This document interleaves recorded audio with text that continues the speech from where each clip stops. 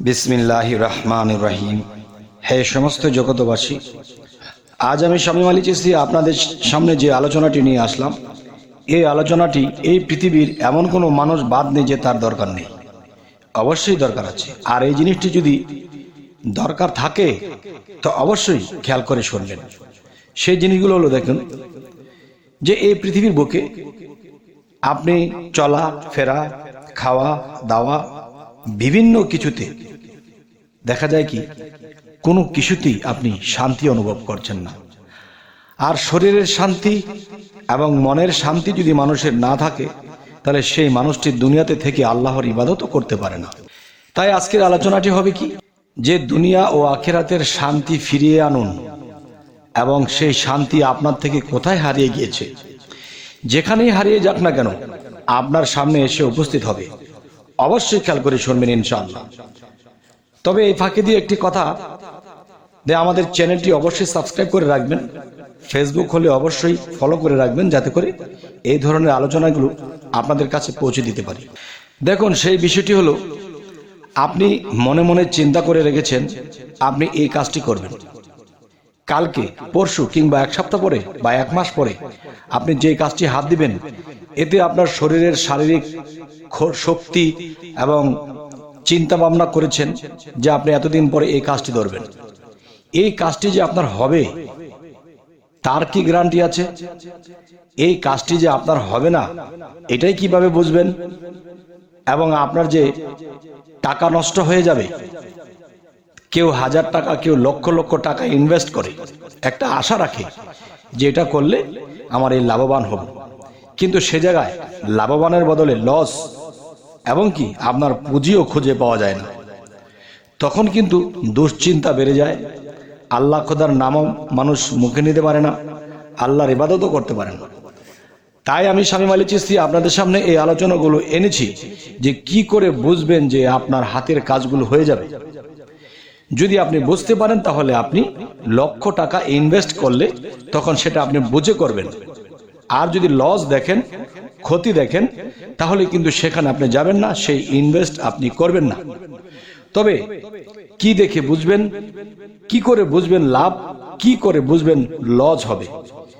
যদি বুঝেন লস হবে, তাহলে কিন্তু আপনি সেই কাজে নামবেন না, টাকা ইনভেস্ট করবেন না। তাহলে সেইটি বোঝার বিষয় নিয়ে আজকের এই আলোচনা। দেখুন, সব কিছুতেই কিন্তু আল্লাহর হাত আছে। আল্লাহর হাত ছাড়া কোনো কিছুই নেই। আপনার ভবিষ্যৎ সামনে কি হবে সেটাও কিন্তু আল্লাহর অগ্রিম জানা আছে। তাহলে আল্লাহর সাথে কি আমার দেখা সাক্ষাৎ হয়, বা আপনাদের কি দেখা সাক্ষাৎ হয়, কথা হয়? তাহলে আপনাকে কে জানাবে যে সামনে এটা করবেন বা এটা করবেন না? দেখেন, আল্লাহ কিন্তু সেই সুযোগ সুবিধা অবশ্যই রেখেছে।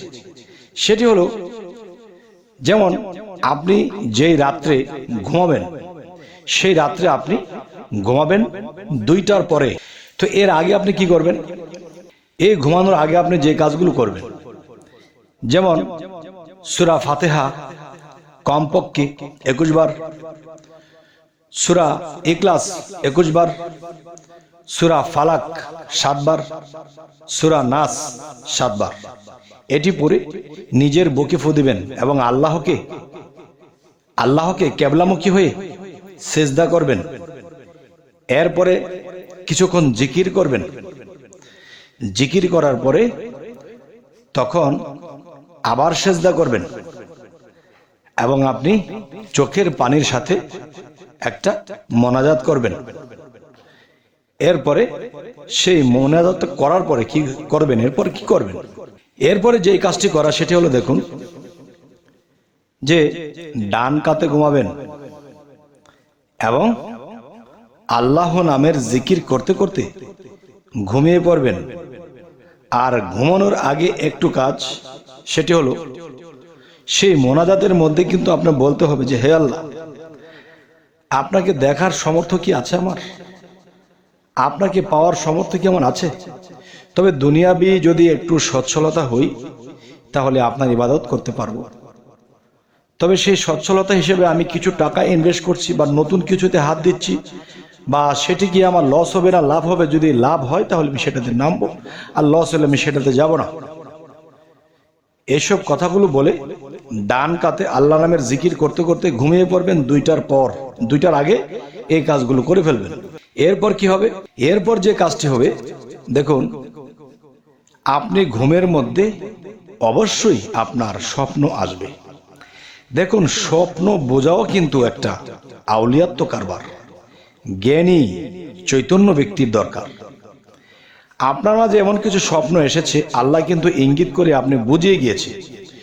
যদি আপনি স্বপ্নে এমন কিছু দেখেন যে আপনি একটা বড় ইন্ডাস্ট্রিজ খুলেছেন, আপনাকে মানুষের সম্মান দিচ্ছে, আপনি অনেক বড় হচ্ছেন, আপনি অনেক ধনী হয়ে গেছেন, এরকম কিছু যদি স্বপ্ন আপনি দেখেন, তাহলে অবশ্যই এটা বুঝতে হবে যে আপনি যা নিয়ত করেছেন, যা ইনভেস্ট করবেন, যা কিছু করবেন, এ হতে বিরত হয়ে যাবেন।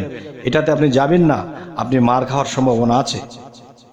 এরপরে আসি, যদি আপনি কখনো স্বপ্নে ওরকম কিছু দেখেন যে আপনি দেখতেছেন মানুষ আপনাকে ঘৃণা করছে, মানুষ আপনাকে তুচ্ছ তাচ্ছিল্য করছে, আর আপনি খুব গরিব হয়ে গেছেন, আপনাকে কেমন মনে হচ্ছে যে মনে হয় এতিম অসহায়, পৃথিবীতে আমার কেউ নেই, অর্থনীতি নেই, সমাজ বলতে আমার কিছু নেই, আমি কেমন হয়ে গেছি, এমন যদি আপনি স্বপ্ন দেখেন, তাহলে আপনি যে ইনভেস্ট করতে চেয়েছিলেন সেটি আপনি করে ফেলবেন এবং সেই কাজে আপনি নিয়োজিত হয়ে যাবেন, আপনার ভাগ্য খুলে যাবে।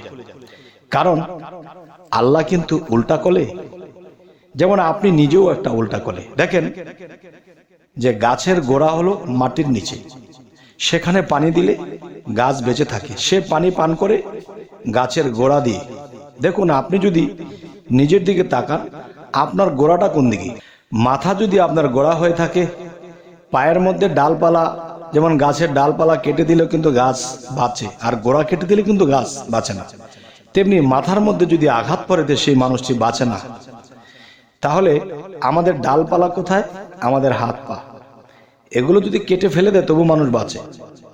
তাই বলবো, আমাদের গোড়াটা হলো উপরে, গাছের অনুসারে আমরা মনে হয় উল্টা, আর আমাদের অনুসারে গাছ হলো উল্টা, তার মাথা নিচে আর আমাদের মাথা উপরে। কেন?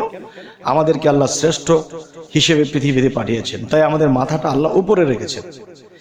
আচ্ছা, তাহলে বোঝা গেল গাছের অনুসারে আমরা উল্টা, আমাদের অনুসারে গাছটি উল্টা।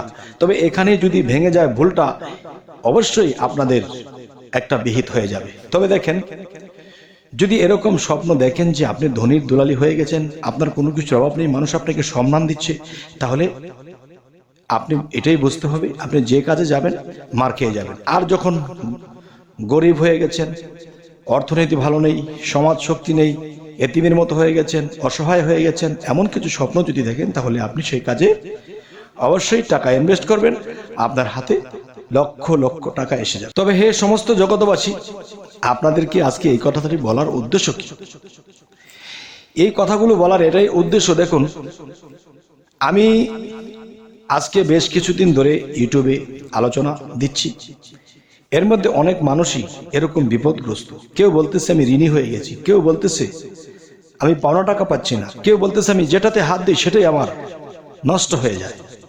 আর এসব কথা শুনলে আমার বড় কষ্ট হয়ে যায়, না পারি এদেরকে কিছু বুঝ দিতে, না পারি এদেরকে কিছু হেল্প করতে। তাই আজকে এই কথাগুলোর দ্বারা, আল্লাহর কালামের দ্বারা আপনাদের যদি কোনো উপকার হয়ে থাকে, তাহলে আমি সেটা আমার বুকে, আমার অন্তরে ঠাঁই দেব যে হে আল্লাহ, আমার কথাগুলো শুনে এমুক ব্যক্তিরা তারা সচ্ছলতা হয়েছে, তাদের জীবন সুন্দর হয়েছে, এটাই আমার জীবন ধন্য হবে। তবে হে সমস্ত জগৎবাসী, সকলে ভালো থাকবেন। সামনে কি ধরনের ভিডিও চাচ্ছেন অবশ্যই জানাবেন। আল্লাহ হাফিজ।